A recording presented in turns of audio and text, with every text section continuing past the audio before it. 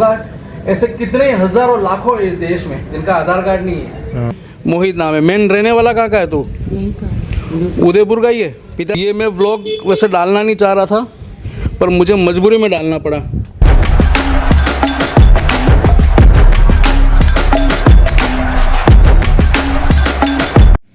देश दुनिया की बातें होती हैं। दुनिया में देश तरक्की कर रहा है, गरीब मिट रहे हैं, लोगों के पास बहुत पैसा आ रहा है, ये हो रहा है, वो हो रहा है, सब फालतू की बातें हैं। अभी मैं आपको एक ऐसे इंसान से मिलाऊंगा ना, बच्चा है 10-11 साल का, उसको खाने के पते नहीं है, रहने के पते नहीं है, कितने दिन से उसने खाना नहीं खाया, हो सकता है कुछ नशा भी करता हूँ। मैं अभी मेरे ऑफिस के नीचे था और मुझे मिल गया, तो 3-4 बार बुलाया, भैया इधर आओ ना, भैया इधर आओ ना। शर्मिंदगी के मारे भीख कैसे मांगूँ। पास में आके उतने मासूमियत से कहा कि भैया मुझे भूख लग रही हो और घर पे मेरी मम्मी और मेरी बहन भूखे हैं, कुछ। सबसे अच्छी चीज़ ये कि उसने मेरे से पैसे नहीं मांगे, उसने मेरे से खाने का सामान मांगा कि भैया आटा दिला दो, ये दिला दो। मेरे भी अंदर की थोड़ी सी मासूमियत जागी कि चलो भगवान ने इस काबिल तो बना है, 100-200 रुपये खर्च कर सकते हैं। तो उसके लिए 1 किलो आटा, मसाले, दाल और तेल में कहीं और से लेकर आया हूँ और अभी उसको देता हूँ मैं। ये मेरे को अभी मिला था, हाँ, इसके बारे में मैंने आपको बताया था। ठीक है। अब लोग कह रहे हैं देश ऐसा हो गया, वैसा हो गया, लखपति हो गया, करोड़पति हो गए, पर इनका कौन है? कोई नहीं। आधार कार्ड बना तेरा? कभी ऐसा का? ऐसे कितने हजारों लाखों इस देश में जिनका आधार कार्ड नहीं है। अब ये देश की गिनती में नहीं है। अब इनका भविष्य क्या है वो ऊपर वाला ही जानता है।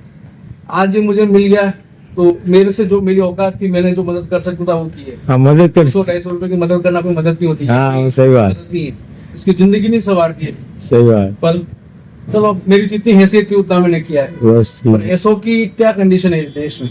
सही बात। मैं आप सबसे पूछना चाहता हूँ कि एसओ की सिचुएशन क्या है इस देश में। अब न इनका आधार कार्ड है, न कभी का पैन कार्ड बनेगा, न किसी डॉक्यूमेंटेशन में आएंगे। ऐसे लाखों ही लोग हैं इस दुनिया में, ठीक है। इसके गांव का वगैरह अपन पूरा पता करते हैं और फिर अपन आगे की बात करते हैं। मैंने इसको नौकरी का भी ऑफर किया है कि मैं जहाँ काम करता हूँ वहाँ पे चालू पुरुषा के लिए लड़के की जरूरत है। मैंने इसको बोला भाई, मैंने बोला इसको कहीं काम हो तो वो तो रख लेता हूँ तुझे। ठीक है दोस्तों, अब इसका मासूम चेहरा देखो इसका। रहने वाला कहाँ का है तू? नहीं था। उदयपुर का ही है। पिताजी कहाँ है तेरे?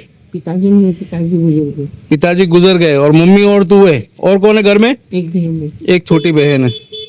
अब ये मैं व्लॉग वैसे डालना नहीं चाह रहा था, पर मुझे मजबूरी में डालना पड़ा, क्योंकि जब अपन सोशल मीडिया पे देखते हैं और बातें करते हैं टीवी पे, बड़ी बड़ी गरीबी मिट गई है, लोग करोड़पति हो गए, पैसे वाले हो गए, ऐसों की गिनती किस में आएगी?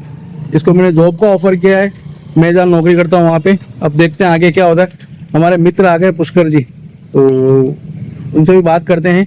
अब ऐसों की कम से कम हर शहर में 5-10, 50, 100-200 ऐसे बच्चे हैं। अब इनका क्या भविष्य है वो ऊपर वाला ही जानता है, या मोदी जी जानते हैं आज की तारीख में। तो ठीक है, पाकिस्तान पे बमबारी कर दी, पूरा देश खुश है, पर ऐसों के लिए क्या कर रहे हैं ये एक सवाल है। ठीक है, चलो मिलते हैं। अब दोस्तों, आपने देखा क्या स्थिति है हिंदुस्तान की।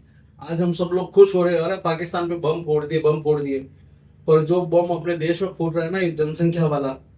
अब ऐसो की कहाँ गिनती है? ना इनके आधार कार्ड है, ना इनके अते पते हैं। ऐसो की गिनती किसमें? जनसंख्या में गिनती होगी क्या ऐसो की?